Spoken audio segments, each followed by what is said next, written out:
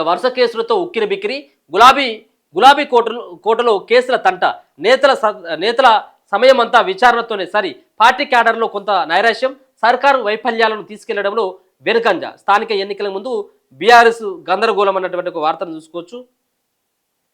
BRS party నేతలు కాంగ్రెస్ ప్రభుత్వం వేస్తున్న స్కెచ్లతో ఉక్కిరిబిక్కిరి అవుతున్నారు. ప్రభుత్వంపై విమర్శలు చేసిన వారిని గత ప్రభుత్వంలోని సంక్షేమ అభివృద్ధి పథకాల్లో వచ్చిన అవినీతి ఆరోపణలు వచ్చిన వాటిపై విచారణ చేపడుతూ అప్పుడున్న వారిపై ప్రత్యేక దృష్టి సారించింది. వరుస కేసుల నమోదుతో వాటి చుట్టే నిత్యం తిరగాల్సినటువంటి పరిస్థితి ఏర్పడ్డది.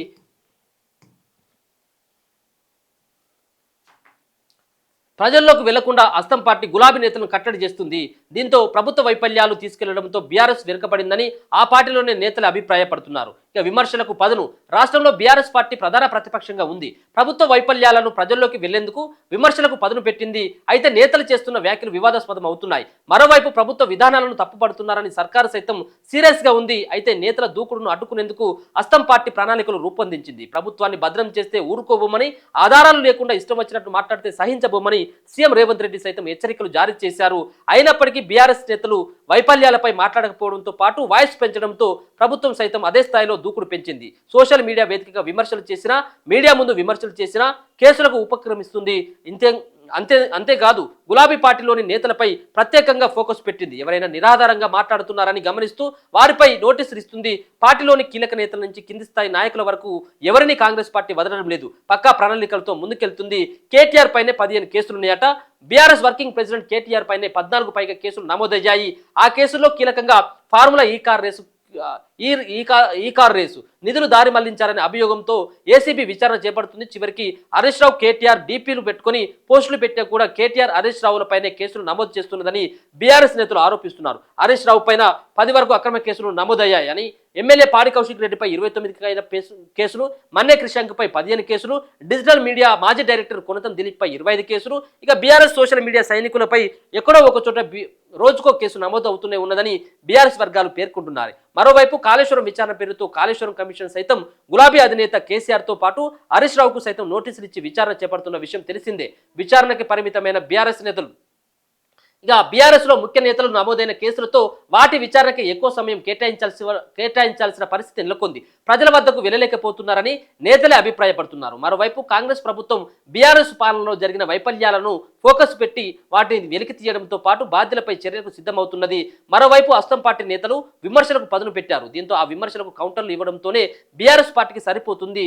అస్తం పార్టీ వేసే స్కెచ్లో పడి ప్రభుత్వ వైఫల్యాలను క్షేత్రస్థాయిలోకి తీసుకెళ్లలేకపోతున్నారని గులాబీ నేతలు అభిప్రాయపడుతున్నారు. ప్రభుత్వానికి వ్యతిరేకంగా వెళ్లేందుకు భయం, ప్రభుత్వంపై విమర్శలు చేసే వారిపై వరుస కేసులు నమోదవుతుండడంతో గులాబీ నేతలు జంకుతున్నారు. ఎమ్మెల్యే, ఎంపీ స్థాయి, ఎమ్మెల్సీ స్థాయి నేతలు మాత్రమే కొంత దూకుడు ప్రదర్శిస్తున్నారు. మిగిలిన నేతలు ఎవరు ఆ స్థాయిలో ప్రభుత్వంపై విమర్శలు చేయడానికి సహించడం లేదు. గ్రామ స్థాయిలో సైతం బీఆర్ఎస్ నేతలు కొంత సైలెంట్ అయ్యారని సమాచారం. మండల స్థాయి నేతలు సైతం ఆశించిన స్థాయిలో కాంగ్రెస్ ఇచ్చిన హామీల వైఫల్యాలపై మాట్లాడడం లేదని పార్టీ నేతలు పేర్కొంటున్నారు.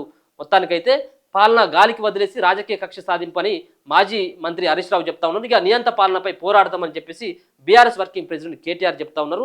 గత ఏడాదిన్నర కాలంగా కాంగ్రెస్ సర్కార్ ప్రజలకు చేస్తున్న అన్యాయాలపై నిలదీస్తున్న బీఆర్ఎస్ నేతలను తప్పుడు కేసులతో ఇబ్బంది పెట్టే కుట్ర కొనసాగుతుందని బీఆర్ఎస్ వర్కింగ్ ప్రెసిడెంట్ కేటీఆర్ అన్నారు. ఇలాంటి చిల్లర చేష్టలు, పనికిరాని కేసులు బీఆర్ఎస్ నేతలు సంకల్పాన్ని, మనోధైర్యాన్ని ఎప్పటికీ దెబ్బతీయలేవన్నారు. ఈ ముఖ్యమంత్రి అక్రమాలకు, మంత్రుల అవినీతికి, కాంగ్రెస్ నేతల దుర్మార్గాలకు అడుగడుగున ప్రశ్నిస్తుండడంతో అక్రమ కేసులు బనాయిస్తున్నారని మండిపడ్డారు. ఇందిరామ రాజ్యం అని చెప్పుకునే రేవంత్ ఎమర్జెన్సీని తలపించేలా ప్రశ్నించే గొంతుకులపై అణచివేతతో చర్యలతో ప్రజాక్షేత్రంలో అబాసు పాలవుతున్నాడన్నారు. కాంగ్రెస్ ఇచ్చిన హామీలు అమలు చేయలేని చేతగాని తనని కప్పిపుచ్చుకునేందుకు రేవంత్ ప్రజల దృష్టిని మళ్లించేందుకు ఇలాంటి దారుణాలకు పాల్పడుతున్నాడని, ఎన్ని వందల కేసులు పెట్టినా రేవంత్ నియంత పాలనపై బీఆర్ఎస్ ప్రజల పక్షాన పోరాడుతుందని ఆయన చెప్తారు. సరే, ఏదేమైనప్పుడు కూడా కొంత కేసులు బీఆర్ఎస్ పార్టీలో కీలకంగా ఉన్నటువంటి ఒక పక్కన కవిత పైన ఇప్పటికే లిక్కర్ కేసు అయిపోయింది. కొంత ఆమె పార్టీకి అంటిముట్టినట్టుగా ఆమె వివరిస్తూ ఉన్నది. బీఆర్ఎస్ పార్టీతోటి మరి మామాలోకి మంచి సంబంధాలు ఉన్నప్పటికీ కూడా కేసీఆర్కి, అలాగే హరీష్ రావుకి, కేటీఆర్కి హరీష్ రావు కొన్ని విభేదాలు ఉన్నటువంటి మాట వాస్తవమే. దాంతో మరి ఆయన హరీష్ రావు యొక్క దారి ఎటు ఉంటుందనంటే ఆయన కూడా తెలియనటువంటి సందిగ్ధతలో ఉంది. అలాగే కేటీఆర్కి బాధ్యతలు అప్పగిస్తాడు కావచ్చు రేపు కేసీఆర్ అని చెప్పేసి పార్టీ కేడర్ కూడా కొంత దూరంగా ఉన్నది. దీంతో పాటు మరో పక్కన ఈ కుటుంబంలో ఉన్నటువంటి వీళ్ళందరిపైన కేసులే ఉన్నాయి. ఇప్పటికీ వీళ్ళందరిపైన కేసులు ఉన్నాయి.